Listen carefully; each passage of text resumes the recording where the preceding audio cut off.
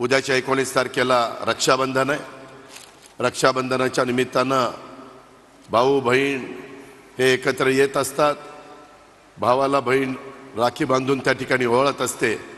आम्ही तर गेले काही दिवस महाराष्ट्राच्या कानाकोपऱ्यामध्ये फिरतोय। इतक्या मायमाऊली अशा राखी बांधतात, खरोखरीच त्याचं मनापासून समाधान मिळतं। ज्या उद्देशाने महायुतीच्या सरकारने यावेळेसचा अर्थसंकल्प सादर करत असताना मी आपल्या मार्फत महाराष्ट्रातल्या सगळ्या माझ्या बंधू भगिनींना सांगतो की असा कुठलाही वेगळा काही आमच्या मनामध्ये भावना नव्हती।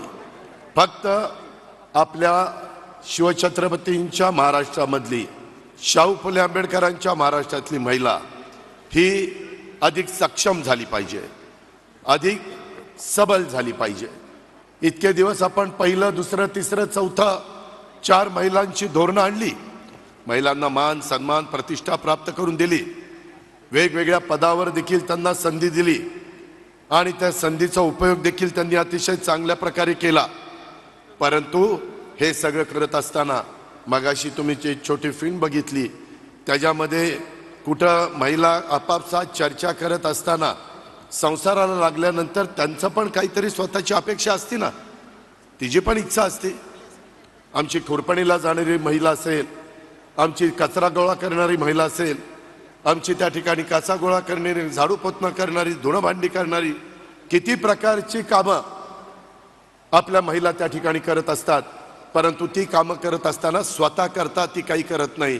ती फक्त स्वतःच्या मुलाकरता, मुलीकरता, स्वतःच्या नवऱ्याकरता आणि सासरच्या मंडळींच्या करता करत असते। तिच्या मनात काही आलं तर ती म्हणते नको आपल्या मुलाबाळांना करू, नको आपल्या पतीला करू, नको आपल्या सासरच्या मंडळींना करू। आणि तिला काही घ्यायचं असेल तर ती मनामध्ये त्याला थांबवण्याचा प्रयत्न करते। आणि हेच कुठंतरी मुख्यमंत्र्यांनी, आम्ही दोन्ही उपमुख्यमंत्र्यांनी, मंत्रिमंडळातल्या सगळ्यांच्या लक्षात आलं होतं काय करता येईल, काय करता येईल। अनेक वर्ष अनेकांनी आम्ही कामं केलेली आहेत। देवेंद्रजी 5 वर्ष मुख्यमंत्री होते, एकनाथरावजी गेले 2-2.25 वर्ष मुख्यमंत्री आहेत, अनेक वर्ष सिनियर मंत्री म्हणून त्यांनी काम केलंय। मंत्रिमंडळामध्ये पण अनेक मान्यवर आहेत, मी पण अनेक पदं भूषवलेली आहेत। 10व्यांदा यंदा अर्थसंकल्प सादर केला आहे। विरोधक कारण नसताना टीका टिप्पणी करतात। पहिल्यांदा काय म्हणाले, अरे ही माझी लाडकी बहीण योजना आणली, परंतु भावांकडे तर ह्यांचं लक्षच नाही। अरे शहाण्यांनो, कोणी सांगितलं तुम्हाला भावांकडे लक्ष नाही? भावांच्याकडे लक्ष दिलंय। 3, 5, 7.5 हॉर्सपॉवरच्या मोटारला भावांच्या करता संपूर्ण वीज माफी। इथून पुढे त्यांनी वीज बिल भरायचं नाही, कोण तुमचं वीज बिल तोडणार नाही। माझ्या महाराष्ट्रातल्या बळीराजाला सांगायचं आहे, एकही आमचा लाईनमन येणार नाही आणि तुमचं 3, 5, 7.5चं बिल भरलं नाही म्हणून कनेक्शन तोडणार नाही। हे भावांकरता नाही केलं। दुधाचा धंदा अडचणीत आलेला आहे, दुधाचे दर कमी आहेत, लिटरला 5 रुपये जास्त अनुदान सरकार देत नाही। हे भावांच्या व्यवसायाला आमची मदत नाही आहे। त्याच्यामध्ये युवक युवती त्यांना प्रशिक्षणार्थी करता वेतन सुरू केलं का, तर त्यांनी स्वतःच्या पायावर उभं राहण्याच्या करता काही व्यवसाय केला पाहिजे, परंतु ते शिक्षण तर दिलं पाहिजे। अहो प्रशिक्षण आम्ही देतोय आणि ते प्रशिक्षण घेताय म्हणून वेतन आम्ही देतोय, असं फार क्वचित बघायला मिळतं। परंतु हे सरकार सर्वसामान्य जनतेचं सरकार आहे। हे शेवटच्या माणसाचा चांद्यापासून बांध्यापर्यंत सगळ्यांचा विचार करणारं सरकार आहे आणि त्याच्यातून ह्या चांगल्या चांगल्या योजना आणलेल्या आहेत। आता ह्या योजनेला पहिला तर विरोध केला, काही जण कोर्टात गेले, कोर्टात पण टिकलं नाही। आता तर महिला चांगल्या प्रतिसाद द्यायला लागल्यात, त्यांच्या चेहऱ्यावर एक हसू दिसायला लागलंय, आनंद दिसायला लागला, समाधान दिसायला लागलंय।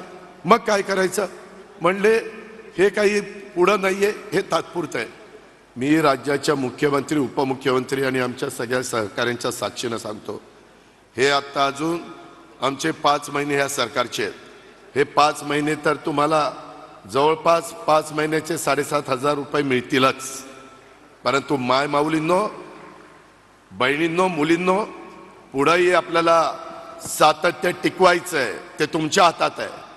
हे सातत्य टिकवत असताना तुम्ही पुढच्या पंचवार्षिकला पुन्हा महायुतीला त्या ठिकाणी पाठबळ द्या, पुन्हा तुम्ही आम्हाला संधी द्या, पुढच्या 5 वर्षात तुमच्याकडं 90,000 रुपये 5 वर्षामध्ये देण्याचं काम आम्ही सगळेजण करून देतो. आम्ही कामाची माणसं आहेत, आम्ही शब्दाचे पक्के आहोत, आम्ही वेळ मारून देणारे नाही आहे.